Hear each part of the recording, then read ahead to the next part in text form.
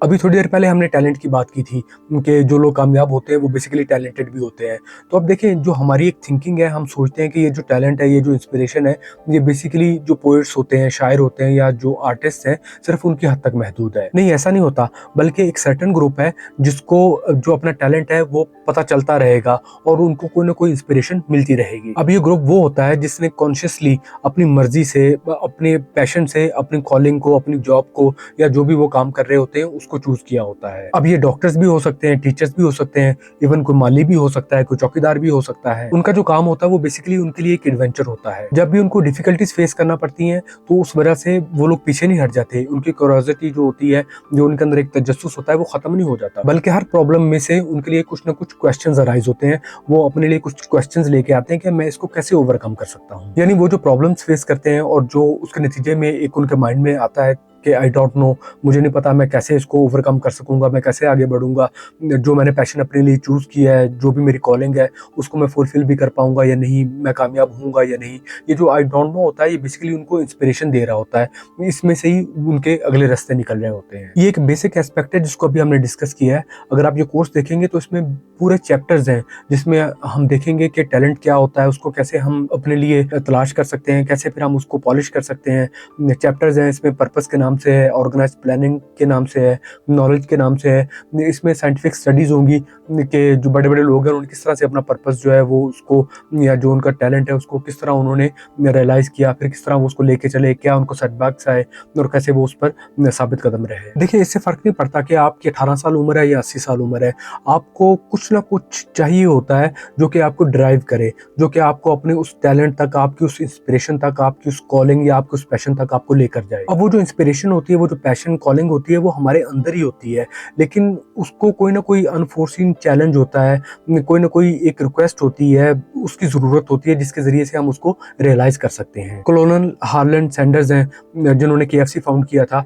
अब उन्होंने अपनी जो इंस्पिरेशन है, अपनी जो कॉलिंग है, जो पैशन है, उसको 65 साल की उम्र में तलाश किया था। उनको 65 साल की उम्र में पता चला था कि उन्होंने क्या करना है। अब उन्हें पता कैसे चला था? उनका जो सोशल सिक्योरिटी का चेक आया था एक छोटी सी अमाउंट के साथ, उसकी वजह से उन्हें गुस्सा आया कि मैंने अपनी पूरी जिंदगी इसी के लिए सर्व की है, और फिर उसके बाद उन्होंने जो भी एक्शन लेना था वो लेना शुरू किया। Life is happening for us, not to us. अब ये जरूरी नहीं है कि हम किसी इवेंट का वेट करें कि वो हमारी जिंदगियों में रूनमा होगा तो फिर ही हमें पता चलेगा कि हमारी कॉलिंग क्या है, हमारी इंस्पिरेशन क्या है। अब ये जो कामयाब लोग गुजरे हैं, हम इनकी जिंदगियों को भी देख सकते हैं, उनसे भी हमें पता चल जाएगा कि उन्होंने किस तरह से अपने टैलेंट्स को रियलाइज किया, पॉलिश किया, या किस तरह बस जो उनका इंटरेस्ट था वो उसमें लगे रहे और अल्टीमेटली वही उनके लिए एक सक्सेस स्टोरी बन गया। मैं आपको एक मिसाल देता हूँ। हमारा माइंड जब थीटा वेव में होता है तो उस वक्त हम डीपली रिलैक्स्ड होते हैं, या हम कुछ चीज विजुअलाइज कर रहे होते हैं, या कोई हम डे ड्रीमिंग कर रहे होते हैं, या लाइट स्लीप में होते हैं, मेडिटेशन वगैरह कर रहे होते हैं। जब हम इन कंडीशंस में होते हैं तो हमारा माइंड बेसिकली थीटा वेव्स में होता है। अब ये जो थीटा वेव्स हैं ये क्रिएटिविटी से लिंक्ड है, और जितने भी लोग कोई ना कोई क्रिएटिव काम कर रहे होते हैं, जैसे कि कोई राइटिंग कर रहा है या कोई पेंटिंग कर रहा है, कुछ लिख रहा है या पेंट कर रहा है, वो लोग भी बेसिकली थीटा वेव पर ऑपरेट कर रहे होते हैं। उनका माइंड जो होता है वो थीटा वेव्स में होता है। अब जिस तरह हमने बात की कि ये जो थीटा वेव्स हैं, ये बेसिकली जो हम डीपली जब रिलैक्स्ड होते हैं और जो हमारी फ्री एक थॉट्स होती हैं, फ्री फ्लोइंग ऑफ थॉट होता है, इससे लिंक्ड है। अब उस रिलैक्सेशन और उस जो फ्री फ्लोइंग ऑफ थॉट्स है, उसकी वजह से हमारी जो क्रिएटिव थिंकिंग है या जो हमारी प्रॉब्लम सॉल्विंग जो एबिलिटीज होती हैं वो फिर उभर कर सामने आती हैं। अब जो थॉमस एडिसन है और अल्बर्ट आइंस्टाइन है, उनको इस राज का पता था। अब उनके बारे में कहा जाता है कि उनकी कुछ स्पेसिफिक नैपिंग टेक्निक्स होती थी।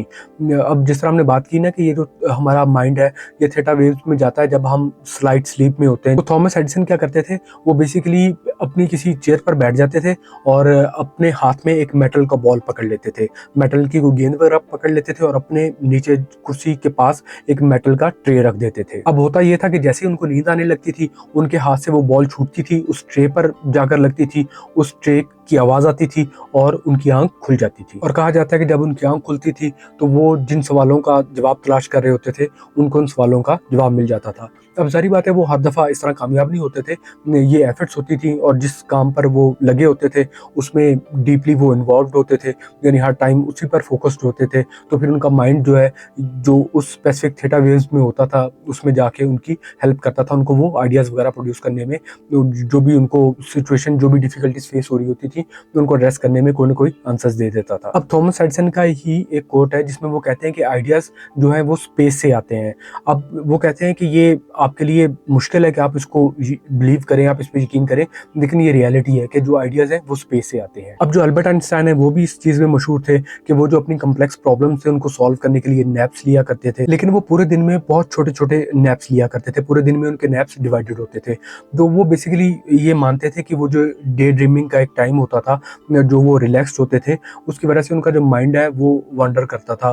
जो भी जिस जगह उसने जो सोचना होता था, उनका माइंड बेसिकली वो कर रहा होता था, और इसी वॉन्डरिंग में, इसी माइंड वॉन्डरिंग में उनको जो जवाब चाहिए होते थे वो मिल जाते थे। अब जो क्रिएटिविटी चैप्टर है उसमें हम ये सारी चीज़ें बहुत डिटेल में डिस्कस करेंगे। यानी ये जो सारी हमने अभी बात की है, इसका ये मतलब है कि जो इंस्पिरेशन है, आपका जो टैलेंट है, जो आपका पैशन है, वो आप अपने लिए क्रिएट कर सकते हैं, आप उसको रियलाइज़ कर सकते हैं। बस आपको कुछ एफर्ट्स करनी पड़ेंगी और आपको पता होना चाहिए कि मैंने किस तरह इसको परस्यू करना है।